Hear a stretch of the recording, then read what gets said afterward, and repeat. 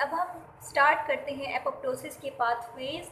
Apoptosis का जो process है इसके दो फेजेस हैं, एक है इनिशिएशन, दूसरा है एग्जीक्यूशन। जो हमारे पास इनिशिएशन है वो दो तरह से हो सकती है, या तो इंट्रिंसिक पाथवे के थ्रू या एक्सट्रिंसिक पाथवे के थ्रू। इंट्रिंसिक पाथवे को हम माइटोकॉन्ड्रियल पाथवे कहते हैं, एक्सट्रिंसिक पाथवे को हम डेथ रिसेप्टर पाथवे कहते हैं। कैस्पेस एक्टिवेशन से पहले वाले जो भी स्टेप्स हैं वो इनिशिएशन में आते हैं। आफ्टर कैस्पेस एक्टिवेशन जो है एग्जीक्यूशन फेज हमारा स्टार्ट हो जाता है। पहले हम माइटोकॉन्ड्रियल पाथवे पढ़ेंगे यानी इंट्रिंसिक पाथवे, फिर हम पढ़ेंगे एक्सट्रिंसिक पाथवे। तो जो हमारे पास है माइटोकॉन्ड्रियल पाथवे, ये एक्टिवेट इस तरह होता है, या तो हमारे पास ग्रोथ सिग्नल्स या ग्रोथ फैक्टर्स जो हैं वो अवेलेबल नहीं होंगे, डीएनए डैमेज हो गया, चाहे वो रेडिएशन के थ्रू है, टॉक्सिन के through, what ever the mechanism is, लेकिन डीएनए डैमेज हो चुका है तो इसका मतलब है सेल को नहीं रहना चाहिए। या फिर ये हो सकता है प्रोटीन की मिसफोल्डिंग हो गई हो किसी स्ट्रेस की वजह से, वायरल इन्फेक्शन हो सकती है वजह। तो ये सारे जो भी रीज़न है इनकी वजह से BH3 सेंसर्स वो एक्टिवेट हो जाते हैं। BH3 सेंसर्स क्या करते हैं, BCL2 फैमिली को एक्टिवेट करा देते हैं। BCL2 फैमिली क्या करती है, ये डाइमराइज करती है और उसके बाद ये माइटोकॉन्ड्रिया की वाल के ऊपर जाके लग जाती है और उसके अंदर पोर्स ओपन करा देती है। अच्छा, ये जो आपको रेगुलेटर्स वाली बात नज़र आ रही है ना, ये पॉइंट, तो BCL2 और BCLXL जो है ना, बेसिकली ये क्या करते हैं, ये माइटोकॉन्ड्रिया के पोर्स को इन्होंने कवर किया होता है। ये यूँ समझ लें जैसे पेन को कैप ने कवर किया होता है ना, बिल्कुल वैसे ही ये उसको कवर कर लेते हैं, उसके ऊपर लगे पड़े होते हैं। जब ये BCL2 जाता है, अटैच होता है माइटोकॉन्ड्रिया के साथ, तो वो इनको रिमूव आउट करा देता है ताकि जो साइटोक्रोम C मौजूद है माइटोकॉन्ड्रिया के अंदर वो बाहर आ सके। साइटोक्रोम C बाहर आके क्या करता है, साइटोक्रोम C और उसके साथ जो दूसरी प्रो एपोप्टोटिक प्रोटीन्स वगैरह होती हैं वो आके कैस्पेस 9 को एक्टिवेट करा देती हैं। याद रखिए माइटोकॉन्ड्रियल पाथवे के थ्रू कैस्पेस 9 को एक्टिवेट कराया जाता है, जबकि एक्सट्रिंसिक पाथवे के थ्रू कैस्पेस 8 को एक्टिवेट कराया जाता है। अच्छा,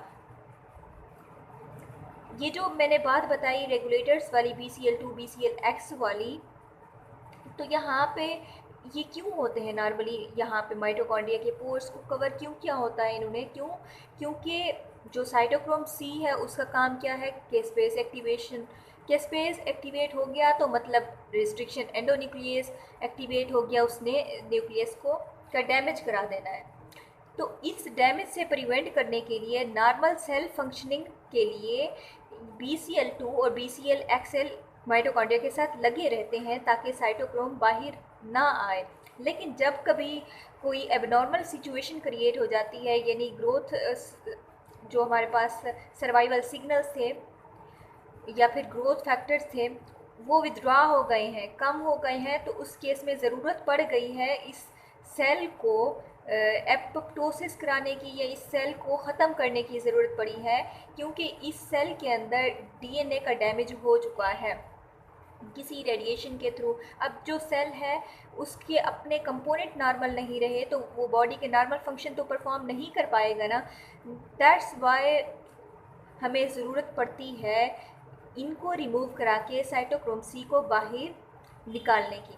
तो हमने ये वाला पाथवे यूज़ किया, साइटोक्रोम C को बाहर निकाला, यहाँ से कैस्पेस की एक्टिवेशन हुई, कैस्पेस 9 की। अब कैस्पेस 9 एक्टिवेट हो या चाहे कैस्पेस 8, दोनों फिर कैस्पेस 3, 6, 7 इनको एक्टिवेट करा के एक कैस्केड बना देती हैं कैस्पेसेस का।